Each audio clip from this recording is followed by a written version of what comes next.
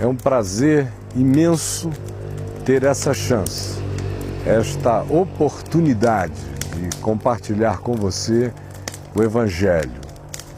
Eu tenho aqui a minha Bíblia aberta em João, no capítulo 16, no verso 7, que é um texto que fala acerca da despedida de Jesus dos seus discípulos. Eles não tinham ainda consciência do que estava de fato acontecendo.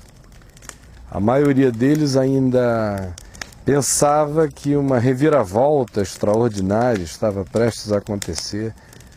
Nenhum deles divisava a cruz. Ninguém podia imaginar que aquilo tudo viria de roldão, de súbito, como um dilúvio, e cairia sobre eles. Mas Jesus os está advertindo em relação a que não houvesse surpresas. E ele afirma que está indo para o Pai de maneira completamente explícita. Só que ele não fica falando de morte, ele fica falando de exaltação, de passar por algo por um pouco e logo depois aparecer vitorioso.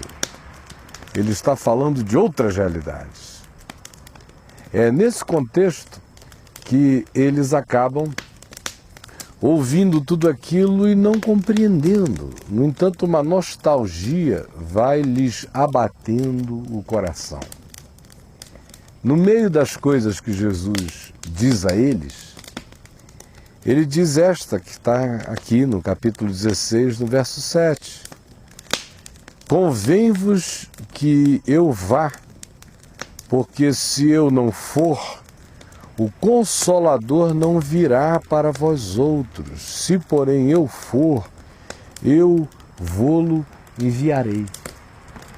É extraordinário isto, porque conquanto o que Jesus esteja falando diga respeito à vinda do Espírito Santo e que veio e habita o coração de todo aquele que crê, no entanto, ele insinua muito mais naquilo que é explícito, que tem a ver com a vinda do Espírito Santo, como eu falei, mas ele insinua outros princípios, realidades e verdades que, quando a gente discerne, fazem um bem enorme ao coração de cada um de nós. E que verdades são essas? Ele diz aqui, convém-vos que eu vá. Você pode imaginar uma coisa dessa? Convém-vos que eu vá. A maioria das pessoas sonha com a possibilidade de que em elas indo, os outros fiquem totalmente sem saber o que fazer. A maioria das pessoas, de fato, deseja se sentir essencial. A maioria quer de todo o coração e lá no fundo do ser, sem que às vezes tenha a coragem de confessar qualquer coisa, mas o que se quer, a maioria quer, é ganhar uma espécie de significado absoluto para alguém. Ser amado de uma maneira absoluta, como se os humanos conseguissem amar de modo absoluto. Só Deus ama de modo absoluto. Mas a maioria de nós gostaria disso. De que todo mundo dissesse, olha, sem você não dá. Quando você não vem, não tem graça. Sem você eu não sei viver. Sem você, a vida se torna inviável. Não é isso que você gostaria de ouvir de todos os lados? A maioria gostaria desse sentimento, assim, de imprescindibilidade. Essa importância total. Graças a Deus, eles não sabem viver sem mim. Diz muita gente que, quando ouve isso, assim se sente. E você sabe do que eu estou falando exatamente. Jesus, no entanto, que poderia pensar de si de modo absoluto, diferentemente de mim e de você, Ele que, diferentemente de nós, é fogo consumidor, é verdade total, não se sente em relação aos discípulos e a todos com essa necessidade de prolongar a sua presença física entre eles, como se a ausência física de Jesus do meio deles fosse desconstruir tudo. E é nisto que ele é totalmente diferente, não necessitando ser. É nisto que ele ensina que ele é manso e humilde de coração. É nisto que ele ensina a vontade dele de nos fazer pessoas que andem com as próprias pernas. É nisto que ele nos ensina que o Evangelho emancipa a consciência não para viver autonomamente em relação a Deus, mas para, conhecendo a Deus, aprender a viver andando no chão da fé, vendo o invisível.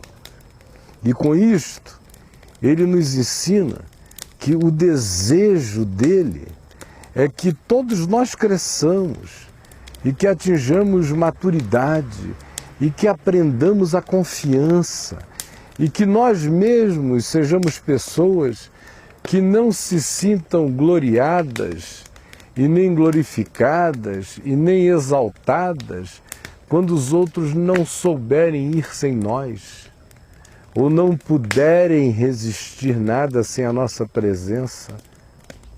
Ao contrário, o que ele deseja é que nós aprendamos com ele que pode se dizer, o único que pode, imprescindível e absoluto, aprender com ele a confiar no invisível. Ele não escreveu um livro, não fez nenhuma autobiografia, não tinha um escriba acompanhando, não disse a nenhum dos seus discípulos: olha só, eu estou estranhando porque pérolas eternas estão saindo da minha boca e vocês não estão guardando. Não. Ele escreveu no máximo na areia. Isso quando os homens acusavam uma mulher de adultério, conforme o registro que aparece em João, no capítulo 8, na areia, onde a onda leva, onde o vento apaga, onde o pé acaba com a escrita, porque ele não estava registrando nada do lado de fora que para ele tivesse importância se não fosse escrito e inscrito no coração. Então ele não faz de fato nenhuma dessas coisas. Ele confia em Deus. Jesus me ensina o que é confiar em Deus quando age assim, quando pratica isto, quando diz: convém-vos que eu vá. E alguém pergunta: mas como me pode ser conveniente que Jesus vá? Como? Ele diz de si mesmo isso. E com isso ele me ensina muitas coisas. A primeira, para além de todas as que eu já mencionei, é que ele me ensina a confiança. Ele me ensina a crer no Pai. Me ensina a não ficar desesperado, tentando meter a mão em tudo, fazer gestão de todas as coisas, como se eu não enfiasse a minha mão, as coisas perdessem o significado, nem escondendo informações que façam a nossa presença se tornar imprescindível, e nem manipulando, e nem coisa nenhuma. Ele simplesmente confiou no Pai. Imagine só, se Jesus não confiasse no Pai, como é que eu iria aprender a confiar no Pai? Mas é porque Jesus aprende a confiar no Pai assim, pratica essa confiança tranquila no Pai, é que ele me ensina como é o caminho dessa confiança. E esse caminho cria essa liberdade de não se sentir imprescindível, de não achar que a nossa presença é essencial. Isso tira a neurose da cabeça do pai, da mãe, isso ensina você a ter qualidade nas relações, no que diz, no que ensina, no que comunica, na energia que carrega, no que transparece, no que é, sobretudo. Mas, para além disso tudo, ensina você a confiar no Pai. Você acha que ama seu filho mais do que o pai ama o seu filho? Ou que você ama o seu marido ou a sua mulher mais do que o pai os ama? Ou que você ama qualquer coisa mais do que o pai ama? É porque Jesus quer ensinar isto, que ele diz, convém-vos que eu vá. E com isso ele me ensina confiança, me ensina a andar nos seus passos e a praticar a mesma verdade. Mas mais do que isso, ele também me ensina uma outra coisa. Ele me ensina que Deus em nós é melhor do que Deus conosco. Ele ensina que Deus em mim é melhor do que Deus comigo. Porque Jesus estava encarnado, preso ao tempo e ao espaço. Se ele estivesse na Galileia, ele não estava em Jerusalém. Se ele estivesse em Jerusalém, ele não estava em Samaria. Se ele estivesse em Samaria, ele não estaria em nenhum outro lugar, nem nos confins da terra. O tempo e o espaço determinam esse condicionamento dimensional. Se eu estou aqui, eu não estou lá. E os discípulos estavam há 3 anos e meio andando com eles ali, em todo lugar. E Jesus diz, quando diz, convém-vos que eu vá, algo maravilhoso. O que ele está dizendo é, olhem, se eu ficar aqui com vocês, andando na frente, vocês me seguindo física e visivelmente, eu vou imbecilizar vocês. Convém-vos que eu vá, porque se eu for, vocês não vão ter apenas Emmanuel, Deus conosco, Deus com vocês, Deus do lado de fora de vocês. Se eu for, vocês vão ter Deus em vocês, porque vocês vão receber o Espírito Santo. Se eu não for, ele não será enviado, mas se eu for, eu vou-lo enviarei, o mesmo Espírito dele. Então agora ele diz, é hora da emancipação, de fazer os meninos começarem a virar homens. Se eu ficar com vocês, vocês vão ser escoteirinhos, andando atrás de mim, para lá e para cá, aprendendo, desaprendendo, isso tudo. Mas vão estar tão confiantes na minha presença física e visível, que vocês não vão crescer nunca. Convém-vos que eu vá, porque aí vocês não terão Emmanuel como Deus que está com vocês, do lado de fora, andando na frente, mas como aquele que está em vocês, como Espírito vivo, como Espírito Santo, habitando vocês. E é isto que vai fazer com que vocês desenvolvam uma consciência. E é isto que fará com que vocês deixem de ser pequenos, infantis, fetichistas.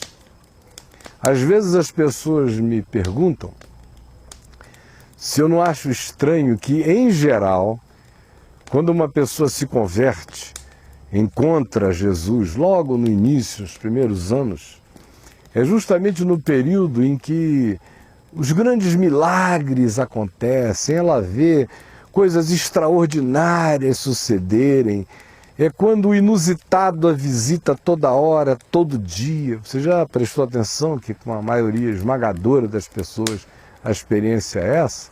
E eu sou frequentemente indagado a esse respeito. E a minha resposta é esta aqui: convém-vos que eu vá.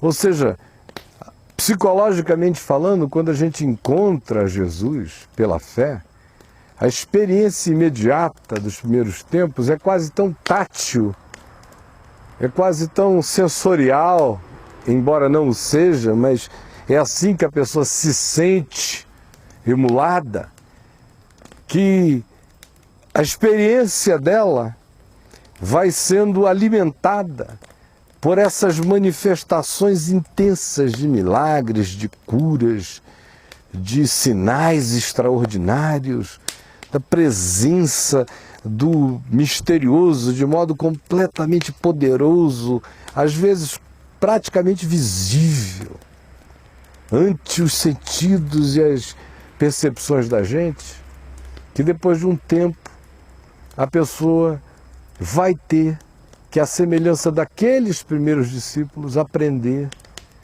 que esse período vai dar lugar a uma outra era, a uma outra fase, a uma outra situação, a uma outra dimensão espiritual. Que é quando o indivíduo vai ter que aprender a caminhar, não porque ele está seguido de muitos sinais, prodígios, milagres, isto, aquilo.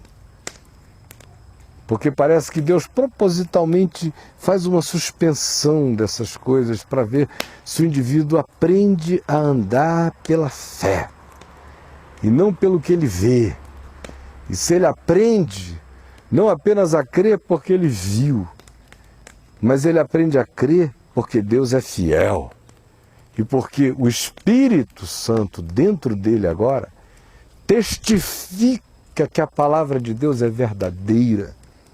E o indivíduo persevera contra tudo, contra todos, contra o tempo, contra o espaço, contra a vida, contra a morte, contra a saúde, contra a doença, contra a distração de um nascimento ou um luto desgraçado, persevera no mesmo caminho de vida e de consciência. Porque aprende que Deus em nós é a esperança da glória, Cristo em nós é a nossa exaltação suprema já desde já. Isto é muito melhor do que ser acompanhado por sinais e prodígios que não cessam jamais, mas que Deus faz com que eles experimentem períodos de estiagem para a gente aprender a crescer. Ninguém cresce quando o vento é a favor, a gente só cresce quando o vento é contrário. É aí que as grandes soluções emergem. É desse caldo de contradições que é forjado em nós o melhor espírito. Isso só acontece quando a gente aprende Deus em nós. Convém-vos que eu vá, porque se eu não for, o Espírito Santo não será dado, se porém eu for, eu lhe enviarei, e ele virá para vós outros, é o que diz Jesus. E também além disso, quando Jesus diz convém-vos que eu vá, ele está nos ensinando o caminho da confiança, a certeza de que o trabalho interior é sempre mais profundo do que qualquer trabalho exterior, ou seja, de que Deus em nós é melhor do que Deus conosco, e é isso que faz crescer. Mas mais do que isso, ele nos ensina a nos tornarmos assim em relação à vida. Porque é só com essa consciência que um pai não imbeciliza o seu filho para sempre. Ficando dando tudo na boquinha ali, aquela coisinha, meu filhinho, deixa que eu curo, deixa que eu ando sobre as águas, deixa que eu multiplico pães. Tem um tempo de fazer isso. Mas tem um tempo em que os pães não vão se multiplicar, que eles vão precisar aprender a se solidarizar e ajudar uns aos outros. Vai ter o tempo em que ninguém vai andar sobre as águas, eles vão ter que aprender a nadar e a socorrer quem está se afogando. Haverá o tempo em que Lázaro não será ressuscitado da tumba. Nesse dia eles têm que aprender a consolar Marta e Maria, porque a vida é feita dessas outras coisas. Mais do que isso, convém-vos que eu vá, também me ensina a fazer da vida não um laboratório da minha imprescindibilidade, de demonstração da minha importância, mas ao contrário, de transferência de modo, de sabedoria, de conhecimento, de inteligência, de experiência. Coisas essas que a gente só transfere mediante o amor, a fé, a paciência, a boa vontade, a alegria, com a intenção de fazer os outros melhores do que nós, maiores do que nós, mais adultos do que nós. Gente grande não quer fazer ninguém menor do que a si mesmo. Foi por isso que Jesus disse: aquele que crê em mim fará também as obras que eu faço, e outras maiores fará, porque eu vou para junto do Pai. Ora, se ele diz isso de si mesmo, por que eu não devo dizer isso em relação a qualquer outro ser humano que eu possa ajudar a tornar-se maior, a crescer, a desenvolver todo o seu potencial, a aprender a andar, a caminhar, a ser livre? Você já notou que, em geral, os filhos dos ricos, que já nascem em berço esplêndido, em geral, se tornam pessoas extremamente frágeis, sem anticorpos, viveram em afofamentos, em delicadezas protecionistas, que se tornaram pequenos budas, não do período de consciência, mas do período siddhartiano, principesco, de uma vida isolada num palácio, e depois não sabe nem como é a vida, como é a existência. E fica chocado com a dor e perde o sentido. E se o pai perde tudo, ou se eles despendem tudo que o pai e a mãe lhes deram, em geral se tornam pessoas que não sabem viver nem existir. Por quê?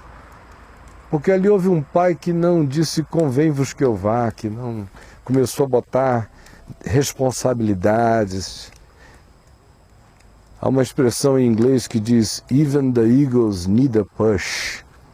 Até as águias precisam de um empurrão para voar, para alçar voo.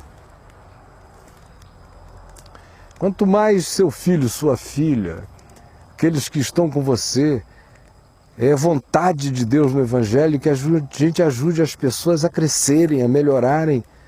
Isso implica em transferir tudo que a gente tem, em dar tudo, em ensinar o que se pode, e quem puder amealhar, que cresça. E quando se trata do Evangelho, mais ainda. O que Jesus está ensinando, por exemplo, se há pastores me vendo agora, é você parar com essa história de criar um monte de ovelhinhas dependentes de você, que você manipula e se sente assim o gostosão espiritual, porque todo mundo diz que sem você não vai. Pare de besteira. Você não está sendo discípulo de Jesus, está sendo discípulo do que, não sendo imprescindível, o que é ser, que é o diabo. Com Jesus não é assim. Com Jesus a gente aprende a caminhar nele e ensina os outros a caminharem com ele. Ele não diz é aqui que as coisas acontecem, a gente diz é aí em você que Deus está presente, onde tudo acontece. Quem ganha essa consciência vive com consistência, com força, com fé, com perseverança, e deixa legados preciosos, inesquecíveis, inacabáveis.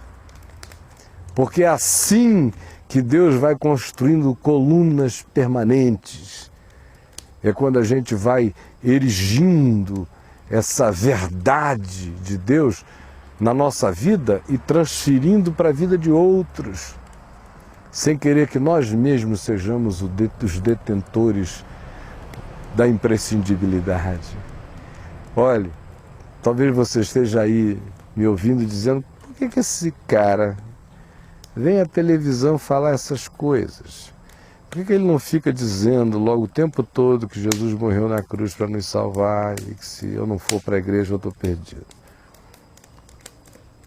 Porque, conquanto eu creio que Jesus é o único caminho de salvação e que na cruz ele morreu e levou sobre nós os nossos pecados, eu creio que a própria frase já está tão desgastada que as pessoas já nem prestam mais atenção.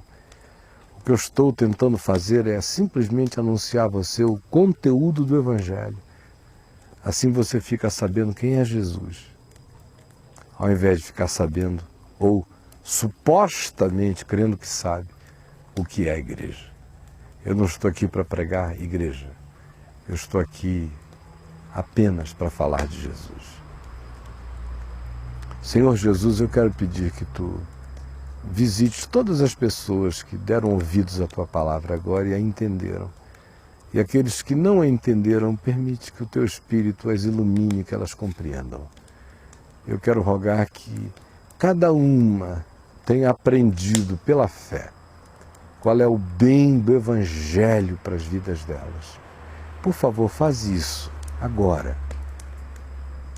Como aquele milagre do princípio, quando do nada Tu trouxeste tudo à existência, realiza agora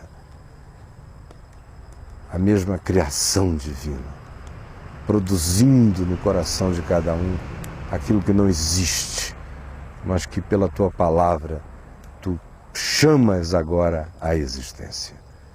Em nome de Jesus. Amém. Eu vou ficando por aqui. Você está lendo aí os endereços que estão passando, do meu convite para você vir ter conosco a nossa reunião de domingo à noite no Colégio La Salle aqui em Brasília. Leia, está passando, leia. E também você já viu antes desse momento o anúncio do meu site, do www.caifá.com. Vá lá e leia, tem coisa demais, coisa muito boa, para você aprender o significado de andar pela fé e caminhar como gente madura e não como um eterno menino. Esta é, em nome de Jesus, a esperança de contribuição que eu trago a você no dia de hoje. Tchau, Deus o abençoe. Tchau, até a próxima vez. Tchau.